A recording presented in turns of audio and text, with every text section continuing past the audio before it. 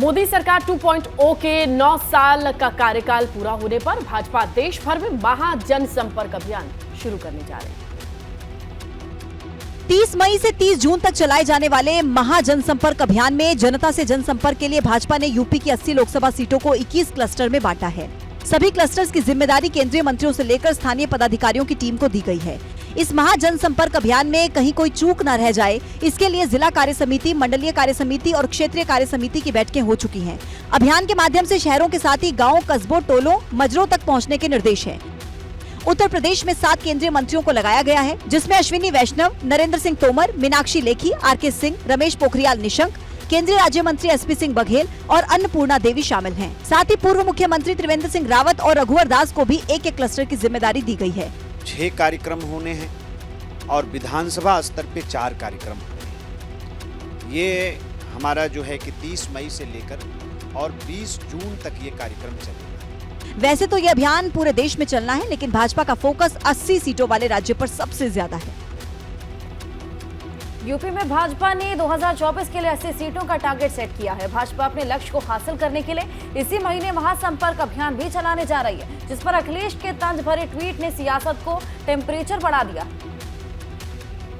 अखिलेश यादव ने अपने ट्वीट में लिखा है कि यूपी में भाजपा के सांसदों और विधायकों ने काम किया होता तो भाजपा को अपने महाजनसंपर्क अभियान के लिए बाहर से मंत्रियों को न बुलाना पड़ता। भाजपा के स्थानीय कार्यकर्ता भी इसलिए निराश व निष्क्रिय हैं। ये महाजनसंपर्क अभियान बता रहा है कि भाजपा का गांव गरीब से संपर्क टूट चुका है। इस ट्वीट के बाद अखिलेश पर भाजपा ने चौतरफा हमला बोला। डिप्टी सीएम केशव प्रसाद मौर्य ने अखिलेश के ज्ञान पर सवाल उठाते हुए भाजपा के महासंपर्क अभियान को महाविजय अभियान बताया। अखिलेश यादव जी अगर उनके सलाहकार अच्छे होते तो वह ट्वीट नहीं करते। उनकी पार्टी के पास दूसरे राज्यों में कोई सांसद, विधायक, मंत्री है नहीं है। भाजपा नेताओं ने अखिलेश के उस प्रश्न पर भी प्रहार किया, जिसमें उन्होंने कहा है कि भाजपा सांसदों ने काम किया होता तो जनसंपर्क की नौबत नहीं आती। 14 में इनको बाहर किया, 17 में इनको बाहर किया, 19 में इनको बाहर किया और 22 में बाहर किया। ये जनता ने प्रमाण पत्र दिया। अखिलेश यादव से किसी भी प्रकार के प्रमाण पत्र की हम लोगों को कोई आवश्यकता नहीं।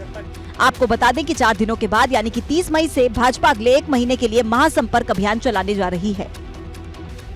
उत्तराखंड में एक बार फिर यूनिफॉर्म सिविल कोड का मुद्दा तूल पकड़ने लगा। बैठकों का दौर जारी है, इसी बीच सियासत भी तेज हो गई। दरअसल यूनिफॉर्म सिविल को लेकर देहरादून में विशेषज्ञ समिति की 2 दिवसीय बैठक हुई थी, लेकिन इस बैठक से विपक्षी दलों ने किनारा कर लिया है। अब भाजपा ने विपक्ष पर सवाल खड़े कर दिए और इसे हम संविधान सम्मत और साथ ही माननीय उच्चतम न्यायालय के निर्देश के अनुरूप मानते हैं और ये देश और प्रदेश की आवश्यकता भी है।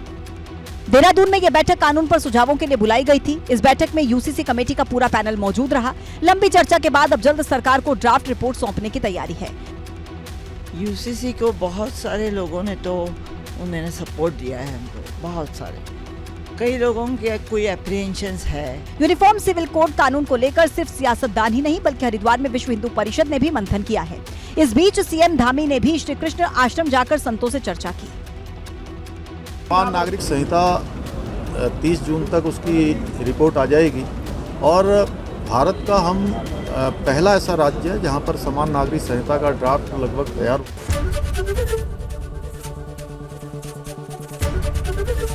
एबीपी गंगा, खबर आपकी, जुबान आपकी।